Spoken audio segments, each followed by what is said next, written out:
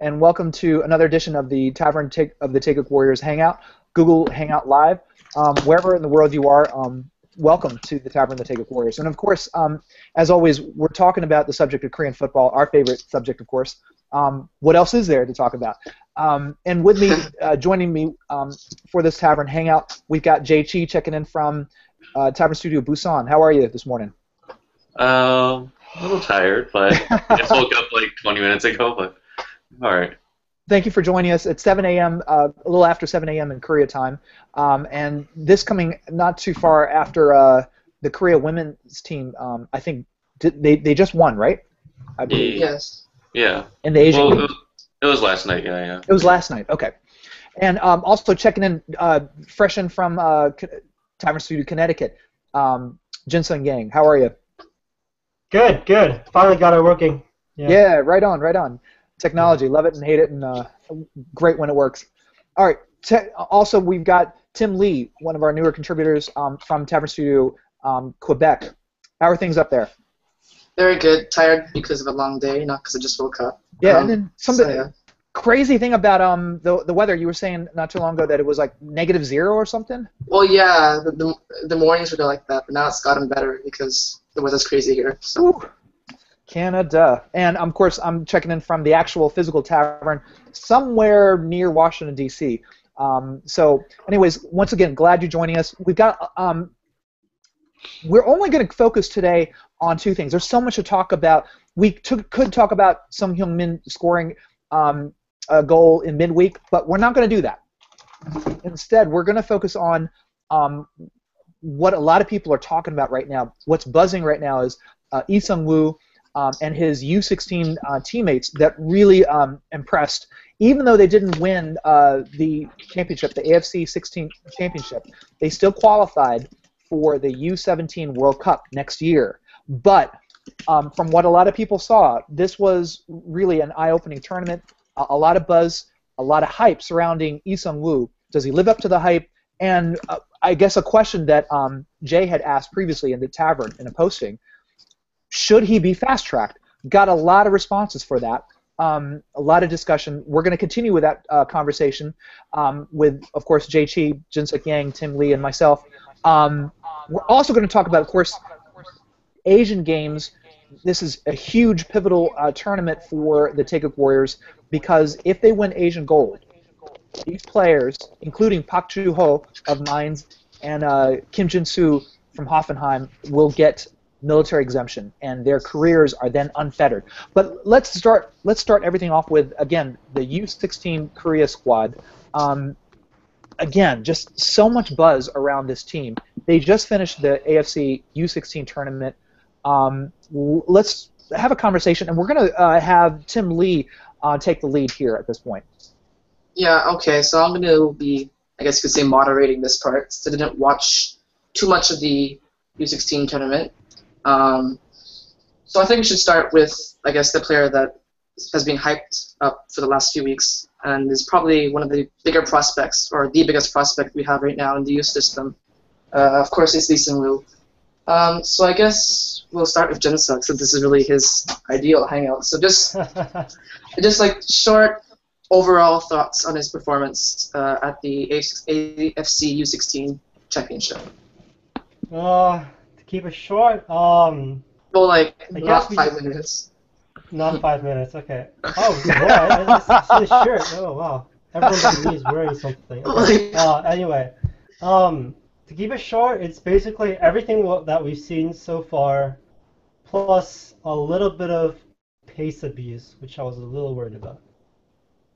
Okay. But everything we meant so far, I'm sure you guys know exactly what I'm talking about because you guys are probably seeing the Lee Seung-Woo post a while back. Yeah. Yeah. Well, like, do you want to elaborate a little bit on that?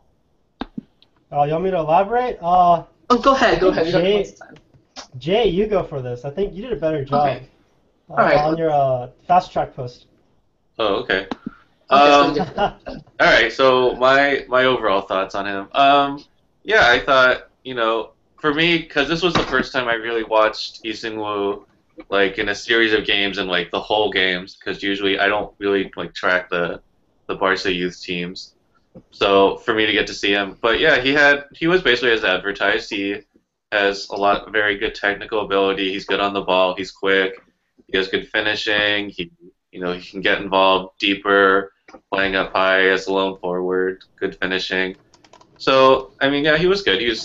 I think the concern was that he was a little undersized, a little small, and he got outmuscled in the last game against North Korea.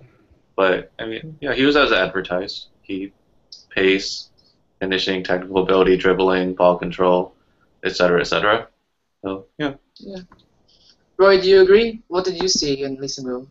Well, what I saw, what there was, I definitely have to agree with Jay, but the potential really was there for the kind of pace, the kind of the on-field vision that could unlock these and really break down defenses and really clinically score too.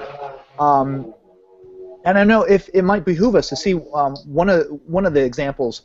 He scored all two goals for Korea when they played the quarterfinals against Japan. The second one, it was a lone effort, a dribbling effort. I don't know if that would make sense to take a look and see that. It would only take a few seconds or a few moments. Okay, sure. All right, let's check this out. Hopefully technology helps us out here. I hope so. I'm gonna hope that this works. Okay. It's not working. Fantastic. And now your audio is muted for some reason. Technology. I actually think on that goal, I feel like it's one of his most hyped goals. But like the thing is, like number one, the Japanese defenders were retarded. I think they didn't they should have at least tackled him. They should have faced him first of all. And I think it's mainly it's a lot of pace abuse and defensive error that led to that goal. But I mean, hey, I'll take it, right? It looked cool. Well, basically, he just took the ball from the own half and just ran straight in a line to the Japanese defense and in one line. The keeper. That was all he did. He just ran at the ball and he scored. I think the real standout goal is actually the one against Malaysia. Yes. That was one of the better ones. Let me see if I can dig that up. In the meantime, there was the game against. If I can fast forward, that one goal against Malaysia, I know exactly what you're talking about. That was incredibly sick. But he was positioned differently in the semifinals versus Syria. He was a playmaker there. And instead of scoring all massive amounts of goals, in fact, he was a playmaker. He got 4 assists in that game, but he set up so many scores for the team. It was really interesting seeing the versatility there. Of course, I'm only talking about everything up to the point where Korea lost the title match to North Korea, and so they're in. We see some of the limitations there. That exactly what Jay was mentioning as well, which I think would prove to actually be a good learning moment for Lee Seung-Woo and the coach as well. I don't want to go divert too far into it, but the coach, I think, should have done a better job with. It was too predictable, the offense, and without going too much in detail, you see.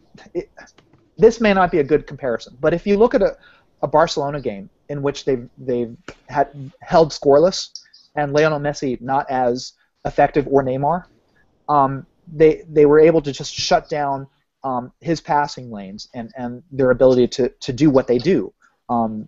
So I don't know if a similar strategy. He plays. I don't want to make the comparison that he is Messi. It would be wrong to do that, but I can tell Lee Seung-Woo wants to be in that Messi kind of mold, and if he takes inspiration from that, he can be shut down like Messi in situations if they play him smartly. Yeah.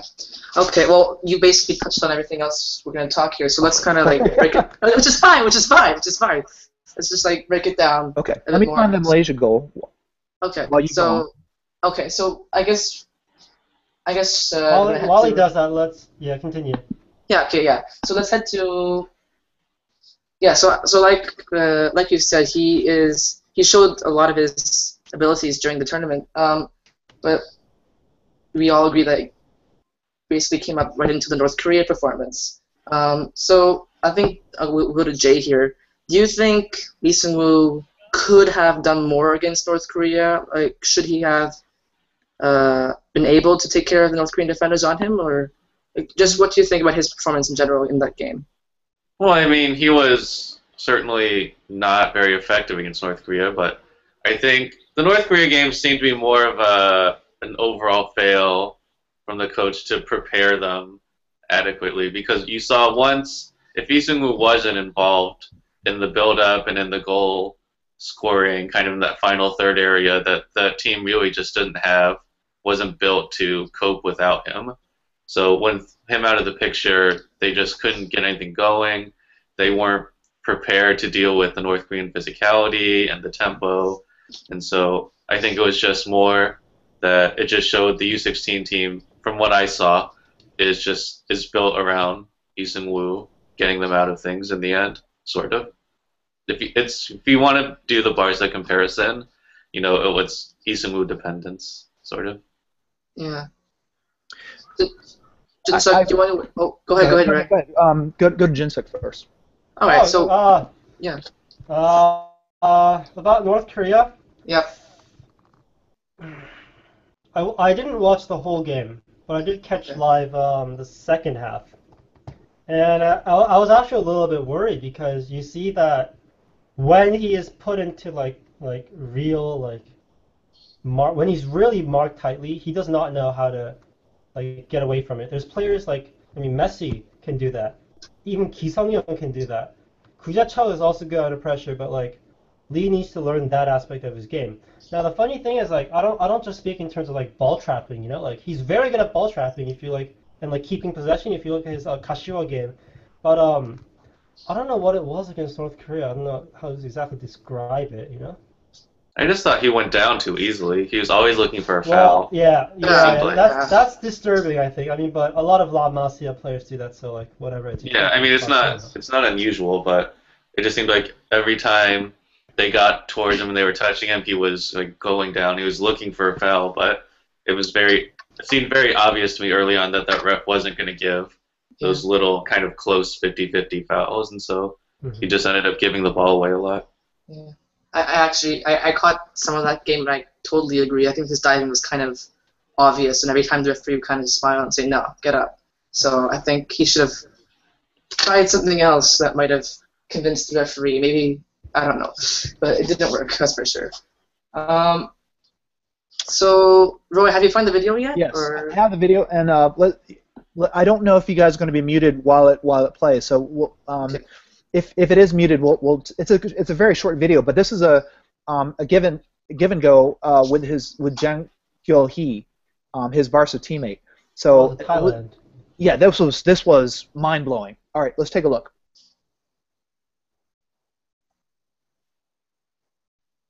Wait, it's just showing you. Yeah. Yeah, it's on you. And Roy can't talk because the microphone's muted. That was sick. There's no way around it. There's no way around it. We didn't see anything. We didn't see anything. Okay, I'm sorry. You didn't see anything. It's broadcast out there.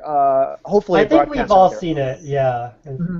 And those people who haven't seen it, if you hadn't seen it yet, you saw it now. But we have it also posted at the Tavern of the Ticket Warriors. But that one, the give and go, was brilliant. Of course, it's against Malaysia, but they executed well, and the finish was clinical. When and you see this for the Academy games Lee Seung-Woo has for Barca. It is clinical. It's fantastic. And it's something we definitely need down the stretch for the KNT. I'm just thinking ahead. Yeah. But and then in the traffic too, there was some creativity there. It was like the defender, the Malaysian defender, was able to sort of take a stab at the ball. The ball was in the air. Lee Seung-Woo was able to jump up, timed it well, and then brought it in, brought it home, and just spectacular I think, presence right there, especially in the final third. Yeah. Yes, that's fair enough. Was that the Malaysia goal, or was that the Thailand goal? He's talking about the Thailand goal. Oh, am I Okay. talking about the Thailand goal? I'm sorry. Oh, It's fine. Yeah, because the Thailand goals, he scored that one from 1-2. the cross, Yeah. and then he scored that 1-2-1-2 with Jun Go-hee. And that was the Thailand goal. Oh. Those are the two Thailand goals. You know what? I'm gonna have to look up the Malaysia goal now for reals this time. Yes. All right. Okay. I have absolutely no idea what the goals are, though. So. I do want to and you might be, this might be on your agenda too. I am so. I have such mixed feelings about Lee Seung-Woo and Jang as well. It's like there is the hype, but yet, there's a danger of overbuilding what is a potential player that may or may not pan out. I mean, we don't want to see a Freddie Adu, of course. I think he's a player that everybody knows about that, debuted for the MLS at age 14 for DC United, was thought to be, the future of American soccer and ended up, nowhere at this point. He made his U.S. debut. If we're talking about, debuts, and I might be, getting ahead of myself, but if we're talking about debuts, this kid made his debut for the U.S. senior team at 16 and then fizzled out. That's not the key, Go ahead. Yeah. Well, I think that flows on well to, I guess, the question of should he be fast-tracked? And Jay had this very convincing post up, I think, a week ago about the same question. So I guess we'll ask Junseok that. Do you think he should be fast-tracked, and if so, like to what level and at what, I guess, speed should he be fast-tracked to a higher team? Fast track in its strictest definition, of course not. Like, honestly, like, you should not be piling all that pressure on a 16-year-old who may be skilled enough, but still needs to develop a lot. And considering he hasn't been playing this entire time, he should not be starting for the national team.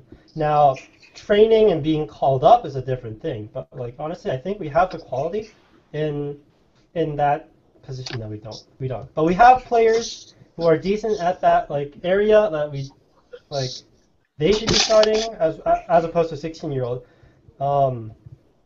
Also, what I found was interesting was that Pixel had a physical coach with him the whole time. So they have been working on the kinks in their game, which is very interesting. But they still haven't been playing, So starting them right now is not a good idea. Yeah. Well, Jay, I guess first off, you can probably say your position again and whether or not he should be fast-tracked. And how do you think it would help him as a player if he was, I don't know, bumped up in age group or called up to a national team? How do you think that would help him as a player? All right. Well, first off, I'd like to do a small clarification because it seemed like there was a little confusion about what I was advocating in the post. Because it seemed like, first of all, if you haven't read it, you can read it. But a lot of the reaction from the people who commented seemed to be against it because I think they felt like I was saying he should be called up to the senior team and he should start and he should play a lot and that he would be just senior team from now on. But that's not what I was advocating. I was saying that he should be maybe brought in for a training session. He could be sit on the bench for games and then just kind of experience the senior level, what's there, what's expected, what it's like to train and play with the senior players.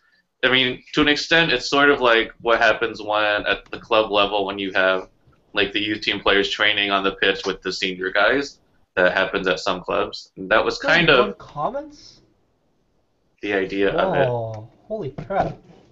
I guess well, it was just three of us arguing with each other. It was basically just me and Daniel and Takeuchi just kind of arguing with each other about what is fast tracking. But anyway, the definition of fast tracking, right? Yeah. So I mean, look. Pretty vague term. Yeah. So how about slow tracking? All right. Basically, what I was advocating for is that he should come to the senior team once or twice for training. To train, he can sit on the bench, he can see the media exposure, he can be on the same pitch with some of the players he might be playing with later, Ki Sung-young, Son Heung-min, and so on. But as for actual playing, I would say probably not, unless he wants to throw him on as one of those 88-minute subs at the very end, just to kind of get on the pitch, and so it kind of satisfies sort of the media frenzy. He's there, he's been out, and it could, because that was kind of the concern a lot of people had, is that it's too much pressure, you're exposing him to the full thing, and so my thinking was you can get him out there kind of meaningless, and then he's out there, then maybe the pressure goes down a little bit. It's like, okay, he's there, because my worry is that right now his hype, I mean, I don't know if it's easy to feel it outside of Korea, but I mean, every time he played after the U16 games, there was just article after article about him. He's the Korean Messi. Well, you can't laugh about it now because look how he's done. And if you just keep him at these U16 kind of hidden away, that pressure, that bubble just kind of keeps building and building and building on him. Right. And then when he finally debuts at 18-19, it's like it's all here and it's insane because you kind of already see it with Son Heung-min. I mean, his performances have been good for the national team, but they're not great. But he's still just extremely hyped. I mean, when I went to the game in Goyang between Uruguay and Korea, I mean, the hype for him was so over the top. I mean, every time he touched the ball, it was like, oh my God, Son Heung-min's got the ball. What's he gonna do now? And then he just didn't do anything. Would you say it's almost distracting, Jay? I mean, that kind of attention right then and there, the screaming that he got, that he felt that, and then in a way was. I don't know. That's something. When I did my little recap post, that was one of the things I wondered about because I mean, it is. I don't know if he noticed it on the pitch or if he's just too focused, but I mean, sitting in the stands, you can feel that energy. When he gets it, doesn't matter where he is, but you can hear it. You can see people, oh shoot, shoot, shoot, shoot, and it's like, yeah. When that might not be the right course of action, Yeah. I actually want to quickly add something. It's that easing a player into the national team, the full national team, is actually very important because. As we all know, playing in a youth team and playing in a senior team is a very, very, very big difference that is often overlooked. And the thing is, giving him trash minutes I think is a very good idea. Just to ease him into things, and I think Jay put it very well in saying that will help reduce the pressure. Okay. Yeah, he'll know what to expect. Yeah, and just to kind of round off, I mean, I'm not saying he should stop playing on the youth levels. He should go to the U17 World Cup. He has to play for every level, yes. He has to go to U20 and play for the U20 World Cup in Korea. And then after that, U23 Olympics, military exemption, and Roy, if you want to get on your soapbox, I'll let you. And so, I mean, you keep him going through. You keep him going through, but, once a year you bring him into the senior side. Maybe he gets a junk 5 minutes here or there. He trains with the senior boys. It feeds the media satisfaction, craving a little bit. And so I don't think that's wrong or a problem. Yeah, I mean, I'm not saying, he should get called up on Monday and start against Costa Rica. I mean, that would be stupid because he's not ready for that. Yes. But I mean, you can bring him in. Get him ready. That's the thing. Yeah, because I mean, I said with the senior squad because it's the easiest, I think, to get him into the upper levels without, consistently, but not too much because they meet once a month. You can bring him in, once or twice throughout the year, and just have him train and just see and experience it. And I don't think it's a big deal. Yeah, and I also have faith that Stieleke will handle this well, being a youth coach himself. And he says he won't be looking at Lee anytime soon, but he will be looking very closely in the future, which I hope is a way of saying if he does well, maybe we'll call him up once in a while. Yes. That's a good point. Very good. Well, hopefully Stieleke can handle him with regards to the national team pretty well, since he's got that reputation of being a youth manager and all. From his time in Germany, yeah, that's right. Yeah. So I think we're gonna move on to a different subject. If I may stay on this for just a second. I don't mean to usurp you, Tim. we have a time limit, so. It is.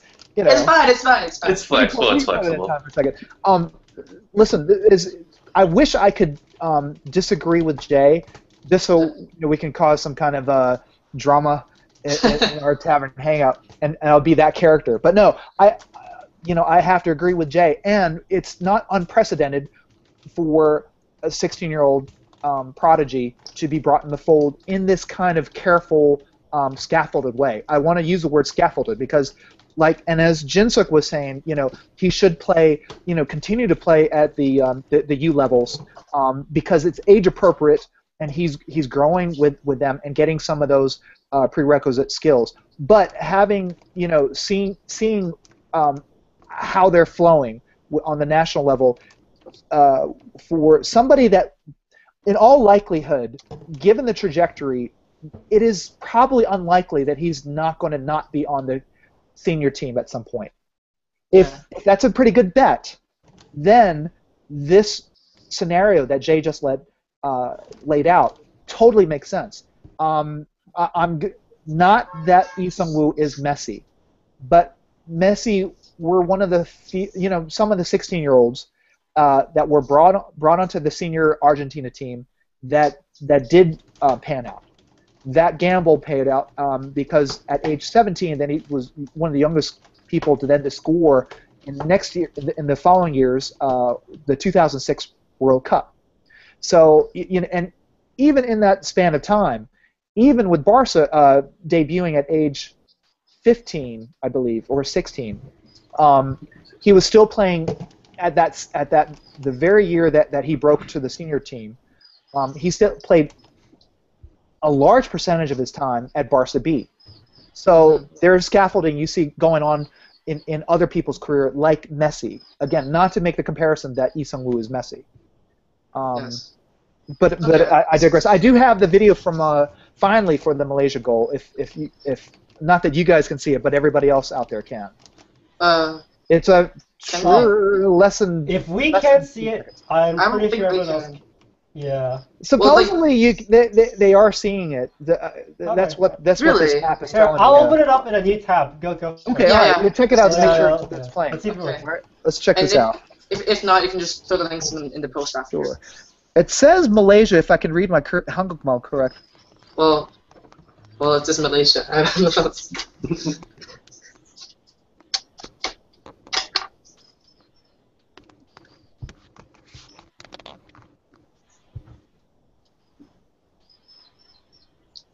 Jensen, are you seeing anything? There's a little bit of lag. Okay. Lag? Okay, all right. Okay. But if I can super quick describe it in less than 10 seconds, he's approaching the goal line from the right, and then cuts into the left. A player, one of the defenders, is able to get a foot on the ball. It's hanging out there. Lee Seung-Woo is able to latch onto it and then knock it in on the opposite far post. It's just fantastic. Again, as I was saying before, like the Thailand goal that I showed, just fantastic presence on the ball to be able to find the back of the net. This guy is a great hunter of goals, and is at least on this U16 level, and for the academy teams, he's on a good trajectory. Yeah. Okay. Fair enough. Good trajectory though. I could go on forever about the relationship between youth success and senior success, but I don't think we have time for that right now. Let's move on. But I do. This actually is a very useful stat. I was able to talk to a coach in Bethesda, and some of these academy coaches are one of the best in the nation in the U.S. They have to go to Germany for their training and their job. So this one guy, Jerry McNeil, was able to talk to Bayern Munich's youth academy coaches. And he said this was quite interesting. Kids that make it to the Bayern Munich's U16 team have, at that point, roughly a 40% chance of playing top-flight football somewhere in Europe. It might not necessarily be Bayern Munich. At the U19 level, they make it to the U19. At that point, they have a 60% chance of playing top-flight football. What that means is quite staggering, actually. You think about it, if you go back to the U16 stat, 40% chance of playing top-flight football in Europe. That's 60% that's not going to be playing anywhere. Yeah. A couple years down the road. You look at the U19, 60% chance, 40% of those kids are not going to be playing top flight football, or might be playing in second tier leagues and struggling to make it up there. Can I ask? Yeah, go ahead. Can I ask? When he says top flight football, does that mean like any top division in Europe, or does it mean like the Big Five league? Okay. Yeah. Okay. The Big Five league. We're it's roughly he's saying that. Yeah. Oh, okay. Okay. Well, youth development, we need to move on, but point being is youth development is not a straightforward path, as we all know. That's a given. But you look at Lee Seung-Woo, and we don't want to overhype this kid, but given the metrics that we're seeing, and so it's too late. But given the metrics that we're seeing, it potentially meteoric future. Okay. Yes. Well, that's fair enough. So I guess now more of a tactical question about Lee Seung-Woo. He's taking up a lot of our time, but I guess we kind of touched on this earlier, but I guess going to Jay first, where do you think his best position is, like a number 9 or number 10? What do you think he'd be most effective in for Barcelona and for the Korean national team and youth teams in the future? Well, I mean, comparing his Korean NT position with his Barca position is a little, I think, much, because I mean, obviously, there's a very different kind of set of players they're going to have access to. Because let's stick with Korea then. For Korea, it seems like he would take the number 9 role as the center forward, but he would have a little bit of a freer roam to drop deeper into the midfield when he wants to. Because, I mean, it's hard to see him having a completely free role, because you figure for a large part of his national team career there will be Son Heung-min somewhere out there. And so I think you can't have him be too free, because Son Heung-min will also have a slightly free role too, I think. It'd be chaotic. So, yeah, I think you could see it. I could see it being similar to the role that Park Joo-Young was expected to play, sort of as the center forward, but who can drop deep and move wide when needed. Yes. But so yeah, it's kind of like a hybrid. I mean, technically he'd be the number 9, but it'd be a little bit of a hybrid 9-10. That's his identity as a false 9, and I think that's exactly what he should be playing for South Korea as well. Okay. Yeah. That's fair enough. I mean, I guess the only concern about what he plays with Korea is who's behind him. If you think Korea's going to stick with the 4-2-3-1, is who's playing in that 10 role. If it's Kuja Chol, then it might be. Lee Seung-Woo. A few years down the road, that one is. Love that kid. Anyway. Yes. Yeah, and very, very, very, very quickly, someone has been asking me if there's any news on Park Joo-Young, and the answer is no. There's nothing on Park Joo-Young. So, except for he's training with FC Seoul. So, yeah, there was a picture on Twitter. Yeah, there was a picture.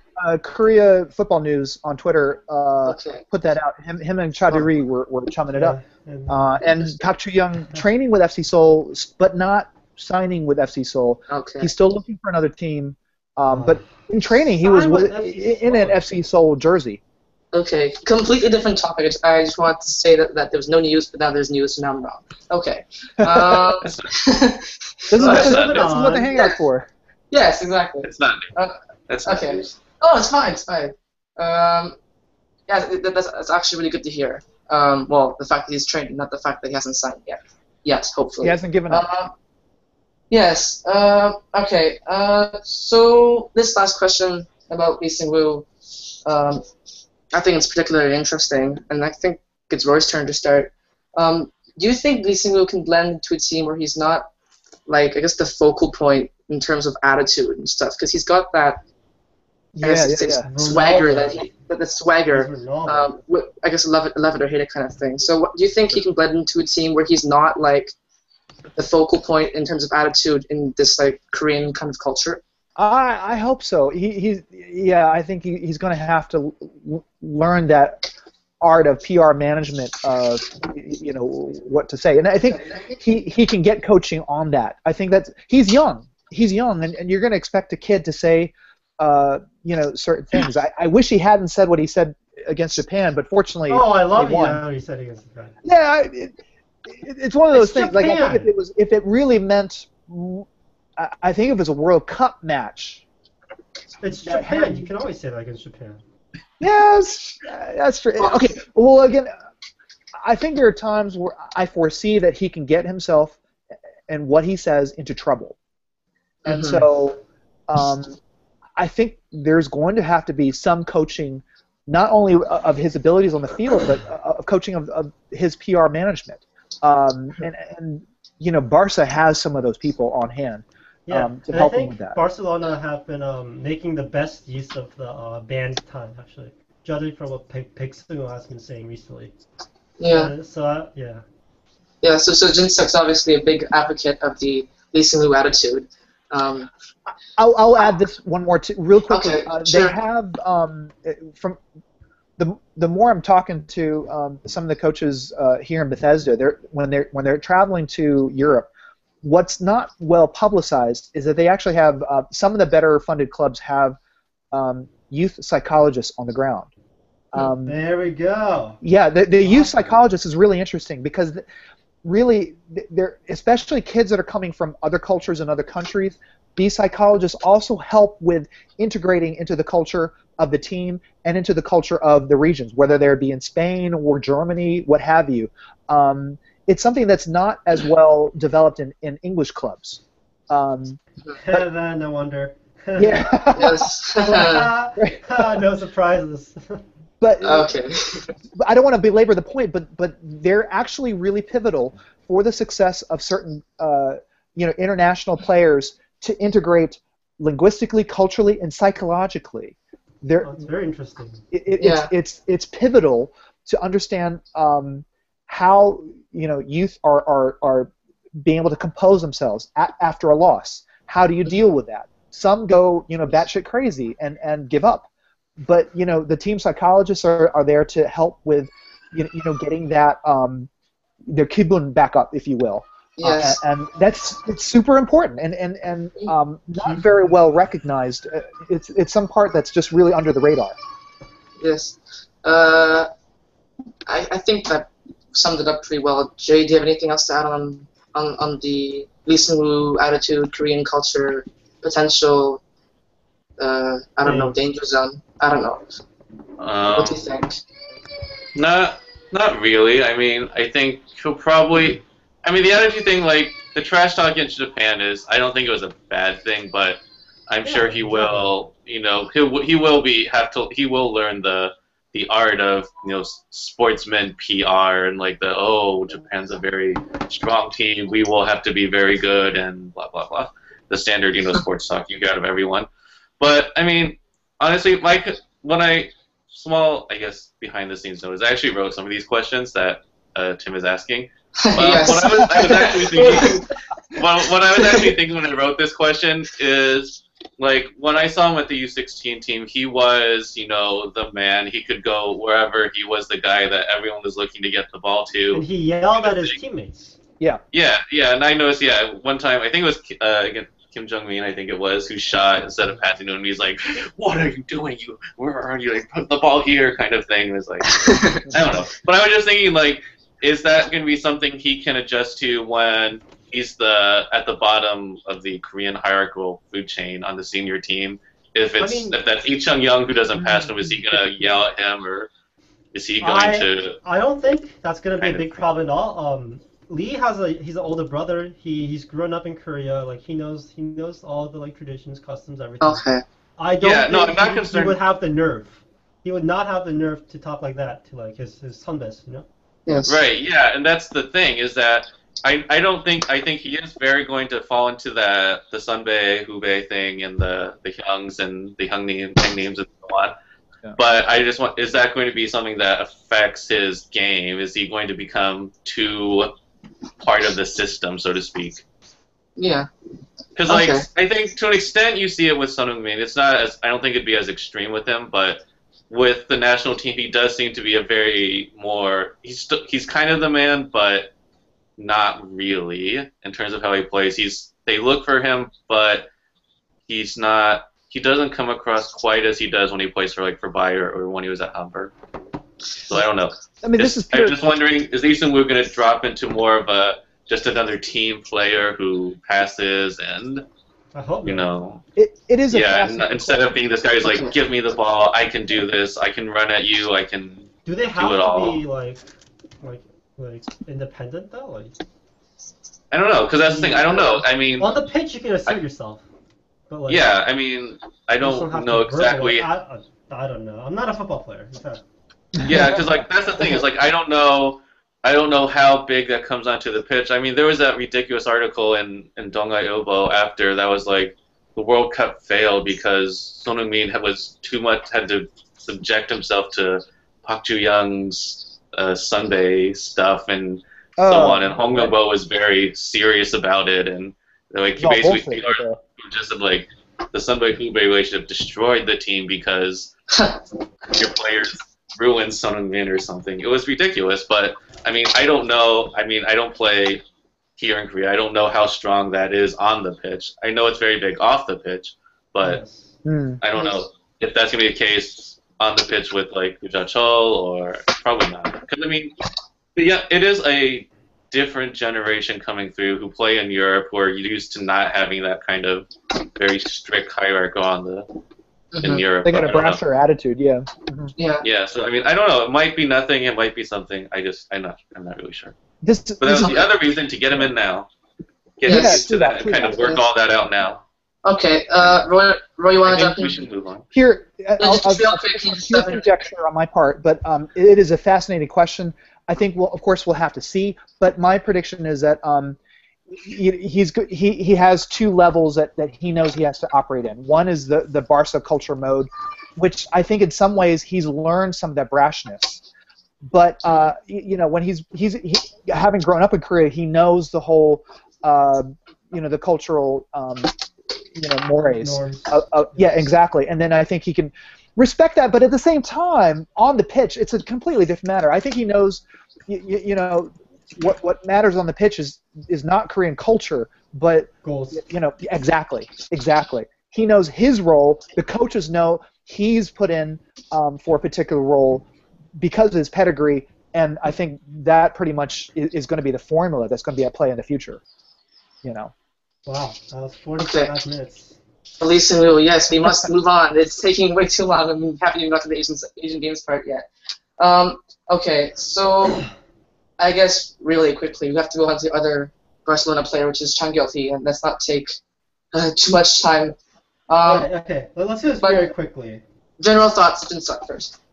Okay, Chang Gyul-hee, this tournament played a slightly different role from what I remember him playing in Barcelona. In Barcelona, he's like wide, very wide.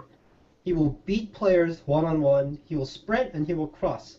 This time, I think he had a little more subdued role out on the right wing, which is a little interesting because Chang Gyul-hee is very left-footed.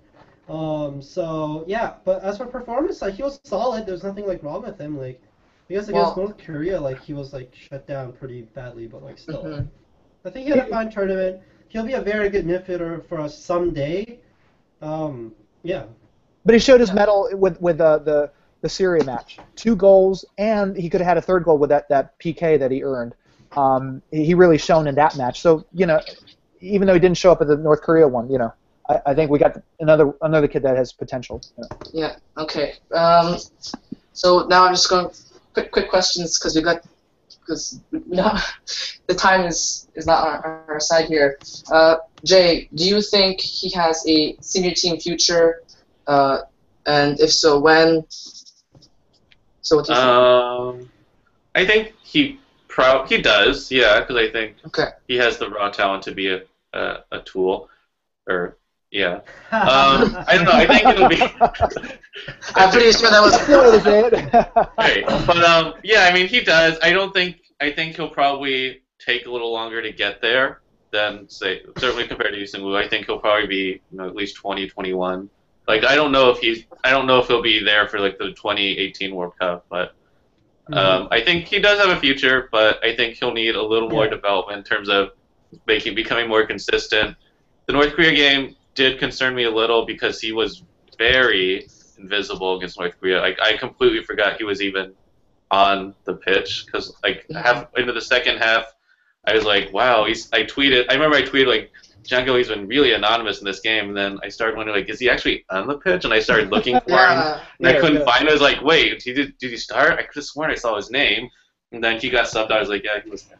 So I mean, it happens to wingers that they get out of the picture and they get kind of forgotten as they go up one side or the other. But I mean, he has the raw talent to be a good player, and I think he'll be in the national team eventually. But maybe a little longer than. Naturally, he's a hard worker. He's like a quiet hard worker. So we'll see what happens. Do you think he could push Lee Seung-Woo to the middle and go in the wing? Well, that seems to be the way that things are already going. Lee Seung-Woo seems like he's already kind of going that way on his own. So he might be. It kind of depends on how the team sets up in the future. If they're going to play with true wide players, or if they want to do this inside forward thing, or how many midfielders they have, et cetera. But he seems like he could, but maybe. Yeah. Okay. So wrapping up Chung Gil-hee, does anyone have anything to add, real quick, on Chung Gil-hee? Anyone? Jin-sub? Roy? Okay. Other players, again, really quickly. For you, I think we'll start with Roy this time. Were there any other standout performers other than Lee Seung-Woo and Chung Gil-hee to a certain extent? Yeah, there was that kid that fed Lee Seung-Woo for the goal. Kim Jung-min? Yes. He's 14 years old, right? He's very good for 14 years. He's tall. I mean, the move. We showed that was the first. That might have been. I can't remember if I showed that one, but against Japan, I think that was the first goal scored against Japan. Yes, it was. He really his marker just lost him entirely. He was going straight to the goal line and then zeroed in on Lee Seung-Woo. Yeah, he had a very good tournament overall too. I think he was. I think the Korean articles kept saying Lee Seung-Woo 2 goals, that kind of thing. But I think Kim Jung-min was kind of shunned out of the praise there, because I thought he did really, really well in that goal. And Lee Seung-Woo just had to tap it in, really. He's got a bright future. 14 years old. Yes, it's really good. Jay, any standout performers for you, quickly? No, just Kim Jung-min. Okay. I don't know. I like the fullbacks. Until North Korea, I really like the fullbacks. Okay. I also like the number 8, Park Sang-hyuk. I think he was very fast. He's sort of like Lee Seung-Woo. He's like small, very fast, and they linked up pretty well. Yeah. Okay. And again, I guess Kim Jung-min, do you think he could become a senior player for the KNT in the future? All right. Can this guy become a senior player in the KNT is a very, very difficult question. I think unless you have loads of raw talent, you really can't say it for sure. I think he definitely has a potential. He most definitely has a potential. It's just it's a guessing game. Yeah. Yes. See how the trajectory plays out. I know it's an unfair question, but I asked it anyways. All right. So. Okay. Okay, 2 more minutes on this on the youth thing, because we really took too much time with Lee Seung-Woo, and that's my fault. I should have controlled it better. Anyways, probably my fault. It's fine. It's fine. Let's move on. Okay, Jay, do you think we had tactically enough ideas? The national team in general, the national team, the U16 team, was there enough ideas, or was it too obvious? You think?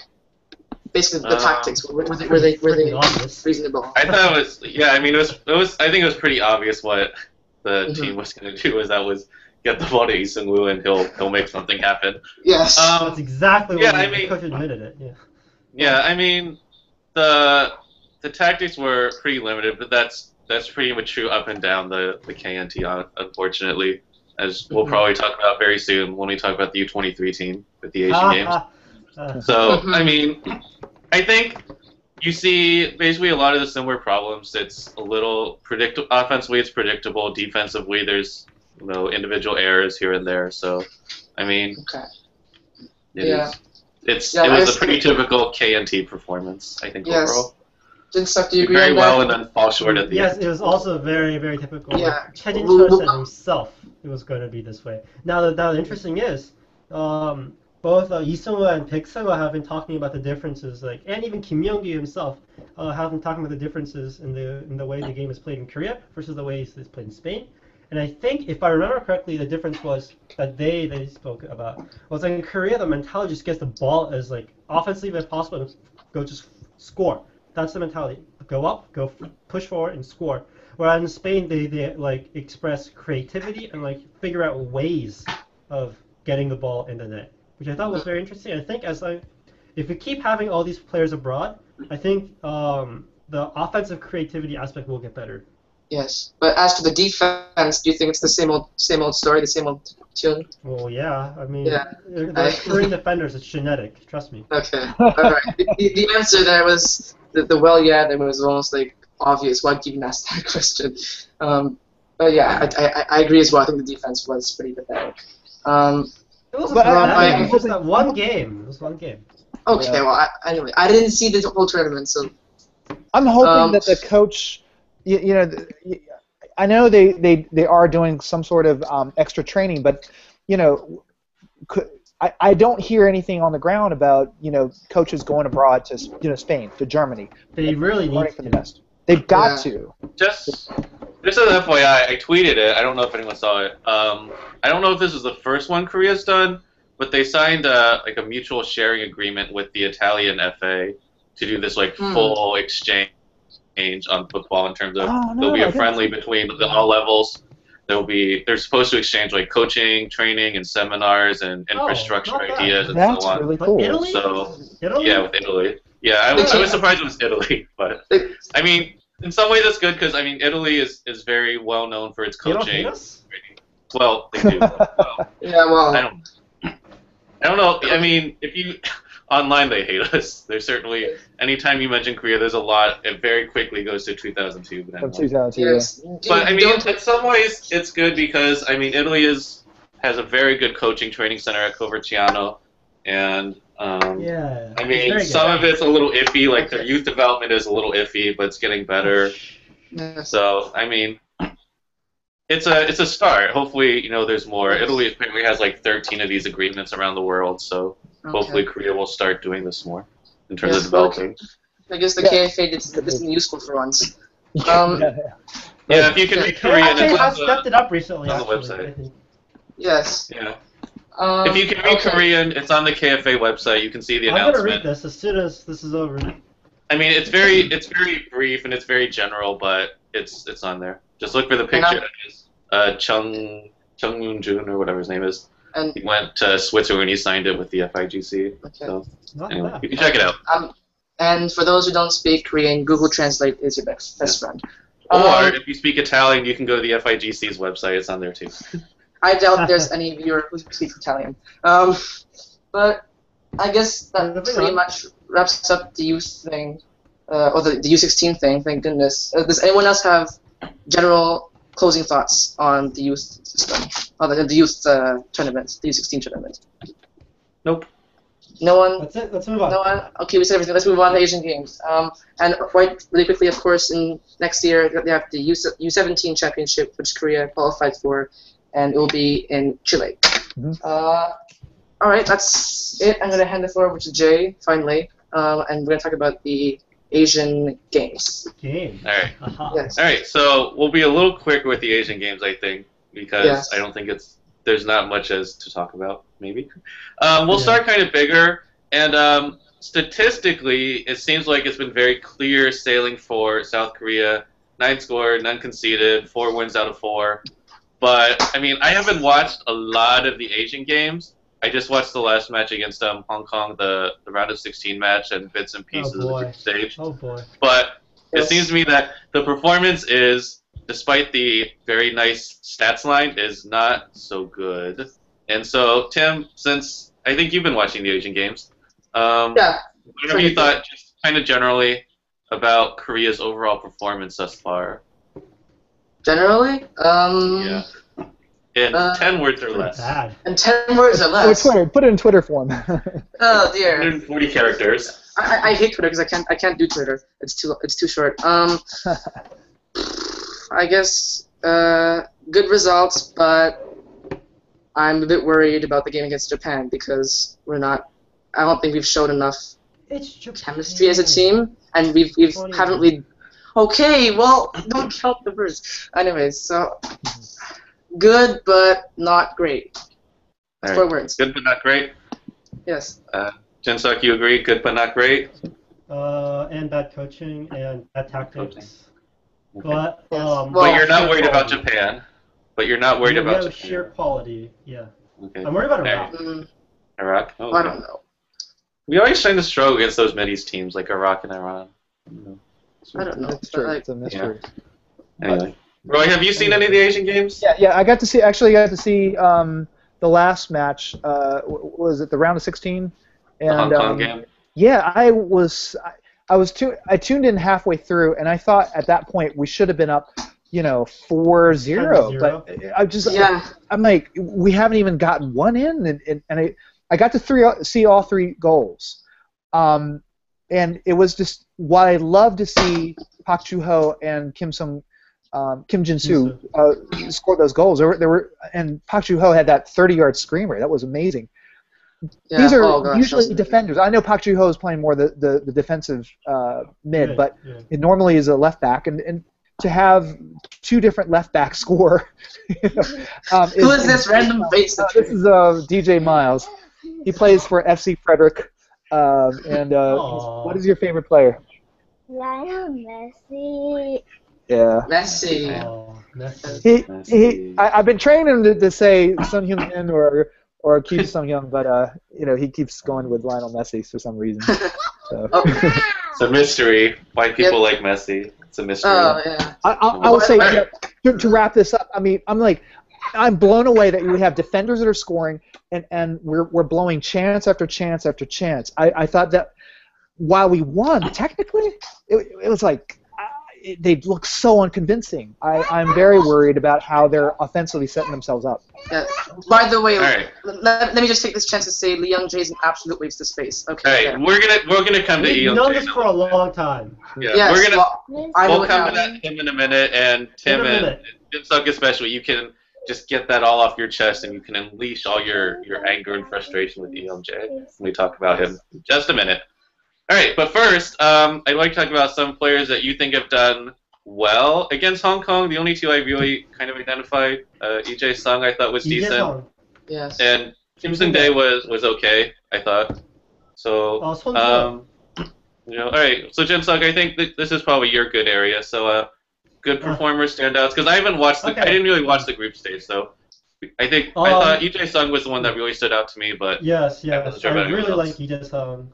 I think throughout the group stages, I think my picks would be Lee Jae-sung, I think, has been the big revelation. Kim Seung-dae has been very good. Park Joo-ho has been very comfortable in his midfield role. I don't think he's made any big errors or has done anything like really bad. The defense has not made any like hiccups yet. It doesn't look too bad. I mean, it doesn't really help that pretty much every team does like 11 men in the box, but like whatever. Kim Jin-soo has been playing very well, which I was very happy to see. I think we have a long-term left-back potential here.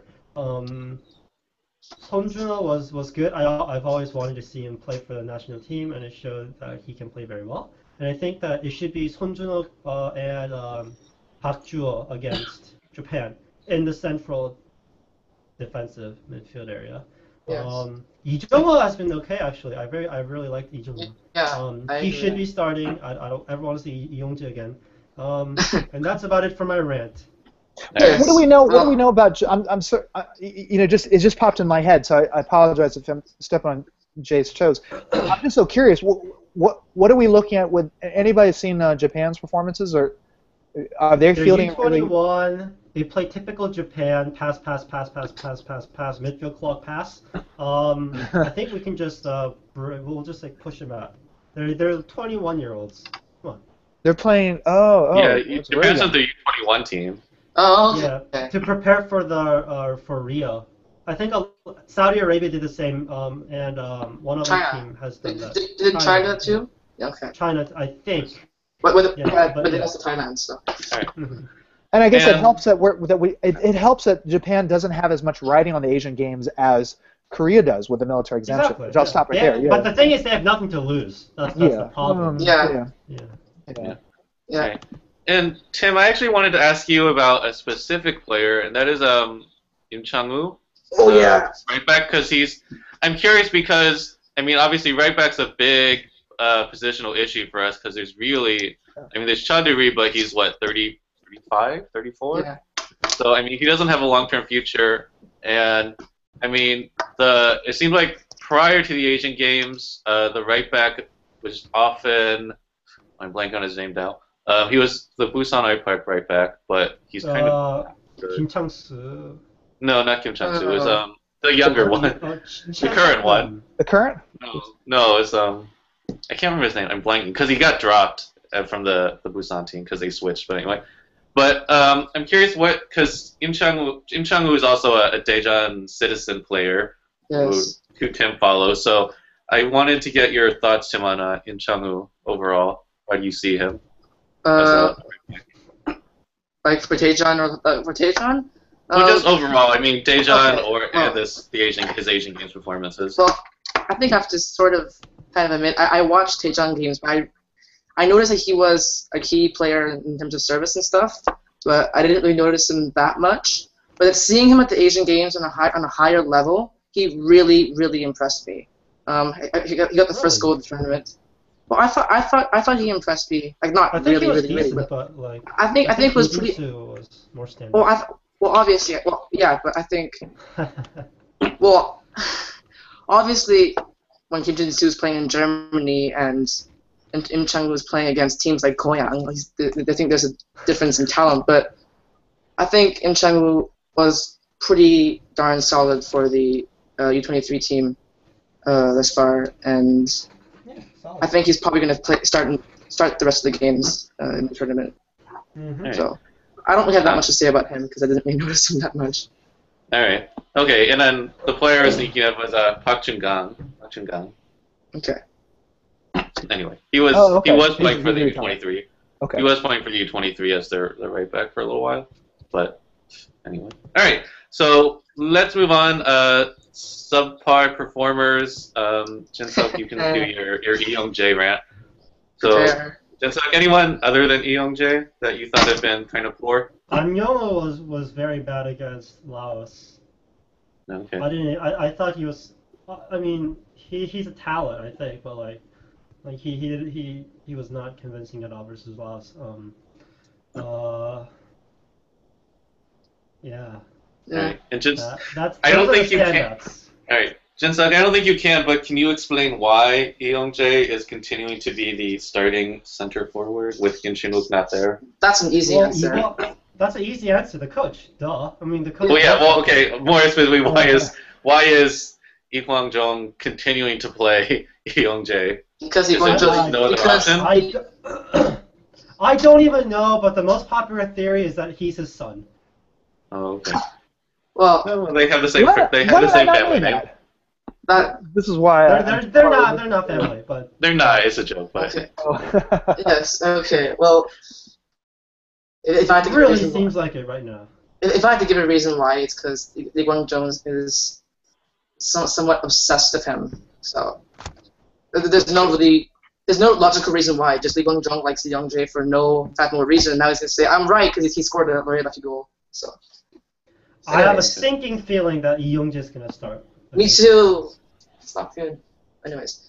Because it seems like it strikes me that if Kim Shin-wook is not starting, then it should be Kim Sun-dae should start. I think listeners might not know, Kim Shin-wook is still recovering from an injury and is an iffy. I hate Saudi Arabia right now. Why did they have to? Jin-suk's son has decided that he hates Saudi Arabia because they hurt. I don't like their team. I don't like their tactics. I like the countries. It's a fun country. So, yeah. But the team. Wow. That was a rough day. All right. We're kind of all over the place again. All right. Let's do a quick refocus and start a little coming back to the end. I think for senior national team watchers, I think the player probably people are most interested in maybe is Kim Seung-woo, possibly. He doesn't seem like he's been tested a lot, but has there been anything of note that you've seen of Kim Seung-Woo in like the group stages? Because he didn't seem like he did anything against Hong Kong. He's done nothing. Yeah, he's Nothing. actually had to do nothing.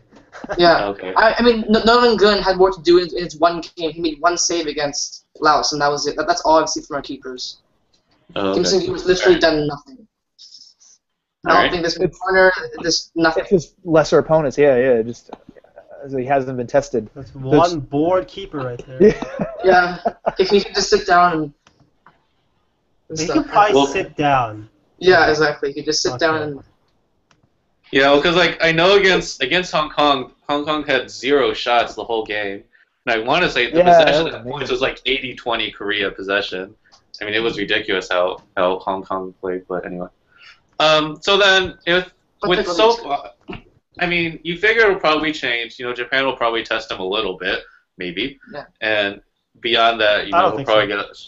You don't think so? All right. Well, he might get tested at some point in this tournament. He might not.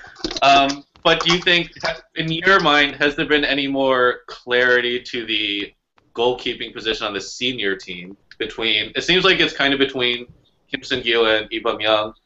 Do you think any one of them has a more inside track to the number one, or is it still very open? No, it's still. It seems to me this is still the same. But number one, Kim Seung-Woo. Number two, Lee Bum-young. Nothing. Nothing has changed in that. It's just he just hasn't been tested. He just hasn't been Okay. in this tournament, and maybe he will from this point. I think, to be fair, Lee Bum-young hasn't really had a chance. He's had one game, so Yeah. I think once Shirley makes his call-ups, and for the future friendlies and stuff, I think we'll get more clarity on that. But comparing Lee Bum-young's one game and Kim Seung-Woo's had nothing to do during the Asian games, I don't think we can make a judgment on that. We've gotten no useful information from this. Yes. Personally, Okay. I think Kim Seung-Woo's a better keeper, but it doesn't matter what I think. So. All right, and then the last kind of topic I had for the Asian Games was Kim Seung-dae. Obviously, we've already talked about it as being one of the better performers thus far, but A, do you think he has a senior team future coming soon? And B, if he does, all right, and then B, if he does, how does he fit into this team? Because he was playing as the forward for Pohang, I think, at the beginning of the season. But it seems like since Lee Myung-ju left for wherever he went for the Middle East, he's been dropped back to that 10. And at the Asian Games, he seems to be playing as that 10 role. Do you think that's the role he continues with the senior team as a 10, competing with like Koo Ja-chul, or is he going to be possibly up as like a false 9 on the senior squad? I would love to see a false 9 personally. But I because he was so good at it with Lee Myung-ju there. I mean, I feel like if we can put Ki Sung-young in the Lee Myung-ju role and put Kim Seung-dae up there with Son Heung-min and Lee Chung-young supporting, it could be very nice. The question is, does Shilaka want to do that? And is Kim Seung-dae a better number 10 than Koo Ja-chul is? Because right now I'm seriously thinking that Kim Seung-dae might be a better number 10 than Koo Ja-chul. Yeah, well, to me, Kim Seung-dae seems like he's more of a natural number 10 because Koo Ja-chul seems to be like he's a false 10. He's like a 9, but he plays in the 10 role. Okay. If there's such thing as a false 10. Yeah. You can coin that. Because it seems like if you put Kim Seung-dae on the 9 and Koo Ja-chul on the 10, they spend most of the game flipped. Is that Kim Seung-dae would drop deeper and Koo Ja-chul would want to run up ahead. Yeah, So. exactly. Yeah. Koo Ja-chul is weird. I still can't figure out what his best position is. Yeah, that's the problem with Koo Ja-chul is that he doesn't fit anywhere because you need to play like a 4-4-2 with him. I don't know, whatever. That's another topic. He's a captain. He's a captain who doesn't really fit in the team. Yeah. I don't know. It seems like he's gotten stripped of the captaincy. I don't know if that was just temporary because he wasn't in the last group, but I don't know. Well, he was hurt, so anyways. Yeah, I don't know. Anyway, because our U16 talk went pretty long, so let's go ahead and just wrap this stuff up. Any other thoughts, Asian Games? Anyone want to changed their prediction for how the team's going to do? Are we still thinking gold medals, silver medals? I think we'll do just fine up until the final, which I think is like toss-up. I don't know. I feel like we have the sheer quality. Like no team has the quality we do, but with our shitty management and fatigue, it might get to us. Right. Yeah. I'm still thinking we have a very good chance of gold. All right. So Jin's thinking gold or silver, finals appearance. Who knows then? Yeah. Roy, do you have a any side question? predictions? A side question to that is, Okay. remember a while back we had a Tavern Hangout, which Jinsook, you were predicting, we might be this point. So far, that's panned out. If we get it past Japan, which it looks like on paper we might be able to, is there anybody who could present the obstacle to gold? Iraq. To the final or the gold? To the final and gold, right? All right. Well, to the final, we're probably facing Thailand, who's been very. Yeah. good. Let me. Oh. If I can very quickly. I have the bracket up. So after Japan, we face the winner of Thailand and Jordan, and that'll be the semifinals. Probably Thailand. So then, yeah. So the question is basically who we get in the finals, which could, in theory, be any of Saudi Arabia, Iraq, North Korea, or UAE. And so that's not easy. Yeah. So I don't think the last one I'd want to face. Yeah. I mean, Iraq they're all is the last one. tricky. None of those guys are under 23. Yeah. Anyway. Right. That's the scenario. Okay. All right. Yeah. I'm more worried Right. about Japan than Thailand, but Japan's bringing the U21 team, so that kind of changed my It's perspective on things. Japan. Well, yes, it's only the best team in Asia on the national team level. It's just Japan. No. Blasphemy. I don't believe that anymore. They're not the best team. Tim, that's blasphemy. You're no longer It's Korea. not. I Yes, believed that before the You're tournament. cast Traitor. out of the tavern. You're cast out of the tavern. Traitor. No. Before 2014, I believed that. I don't believe that anymore. Their players have been so inconsistent. They have Aguirre, who knows what he's gonna do. Like, honestly, no, Okay. not Well, anymore. well, okay. Well, I'm sorry to get you back off track. I we're on retract. track. What I do. I'll retract my unpatriotic statements, even though that's what I think. Okay. Anyways. Jay, At the youth level, they suck. Okay, that's all I have to say. Right. Back to Jay. Roy, go ahead. Roy, go ahead. No. You were on the track of what? Where were we? Oh, we were predicting. Jinsook thinks the finals appearance, maybe gold, maybe silver. Roy, you think gold I still? think, We can. well, I think gold at this point. Military. But I've got reservations too because of the bad management. Yeah, absolutely, bad management. But potentially we could do it. All right. Yes. Yeah, I pretty much agree. I mean, I think we should make the finals unless Lee Seung-Woo screws it up. And because I must be patriotic, I'll say that we're going to beat Japan. And We always beat Japan. It's positive thinking. Positive thinking. We'll beat I'm not getting positive thinking. We always beat Japan. That's an uncontested fact.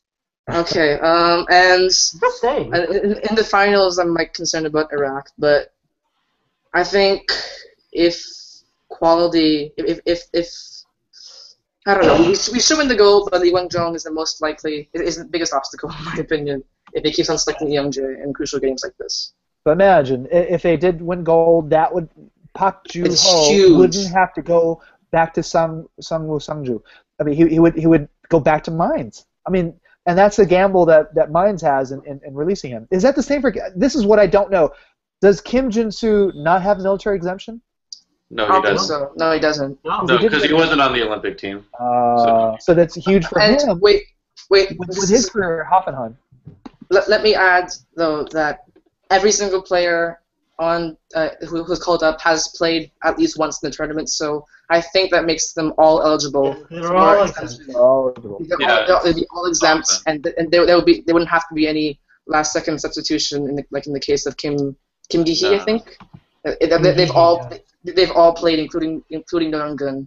So Yeah. if you win the gold, they're all exempt. So I think that we can also expect. I don't want to jinx anything, but we can also expect Kim Shin-wook to make a move to Europe as well at this point. yes, okay. He Well, said himself that he would move after winning gold, so.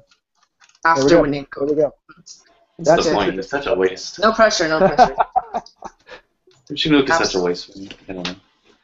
All right, Yeah, I mean, okay. for me. Anyway. Waste? All right. Wow. Yes, he's a waste. I don't know. I don't rate Kim Shin-wook, honestly. He's tall. That's always. Well, I mean, he he's does. tall. The only thing he does, at least at the international level, is he can win long ball headers, but that's it. He can't get on headers when it's across into the box to score, but he can, he can knock the ball down for you, and that's all I see him do. I know he's better for Ulsan, but I don't know. He just frustrates me. He's Korea's Andy Carroll. Let's face it. I mean, No, Andy Carroll. I think rate Andy Carroll. the long-term forward is definitely going to rest between Lee Seung-Woo, Hwang Hee-chan, and Kim Seung-dae, I think. Okay. Yeah. All right. okay. Yeah. All right. Anyway, we've gone a little long as always, but we'll wrap up our youth chat, our U16, U23 chat for now, and we'll say last words to our youth expert, Mr. Yang. Have any last things you want to say about U16, U23? Not much about U16 and U23, but the U19 championships are upon us, and I personally think I am a lot more excited for this than I was for the U16s. A little bit. Okay, this is going to be a very good tournament. There's a lot of really good talents on that U19 team right now, and I'm actually going to update the tavern real quickly on the recent developments. And the tournament starts on October 9th. You guys should watch it. It's going to be awesome. And we've got another Barcelona representative there. Yes, for the Pixel U19. will be playing, so you guys get to see him for the first time in national team colors. Nice. Nice. Okay. Roy, since we've got the camera on you, any last thoughts you want to share about the youth stuff that's been going on? Yeah, again, going to the coach that I've been talking to at Bethesda, a youth coach expert, since he is a youth academy coach, is that Lee Seung-Woo, the question of it's not a straightforward thing, but if there is any kind of metric for when to introduce someone on the senior team, not just as you were talking about the scaffold thing, because I think that plan is very sound, but in terms of being really ensconced as a starting 11 for a senior national team side, it really depends on if that young prodigy can have first team minutes with their professional club. Yeah. Right. Yeah. So if say for example, Lee Seung-Woo was part of starting 11 for Barca B or Barca A, should that happen? I mean, as unlikely as that might sound at this very moment in time, if hypothetically it were to happen, Lee Seung-Woo should be given that metric, should be given first team minutes with A&T national team.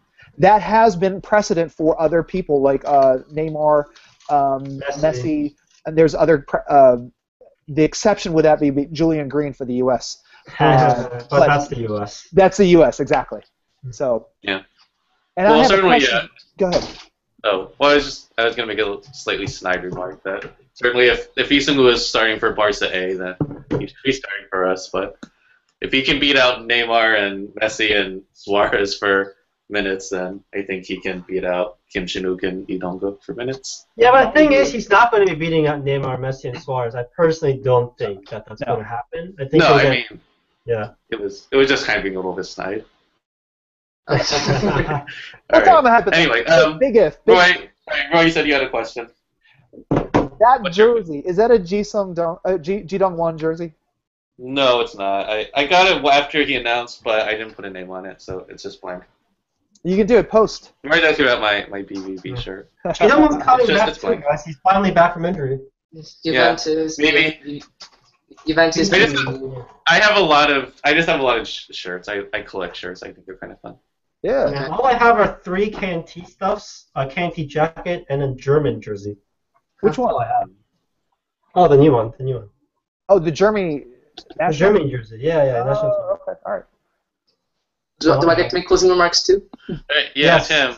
Since we've done talking about all our sporting collections, Tim, closing remarks, and if you want, you can tell us what shirts you have too.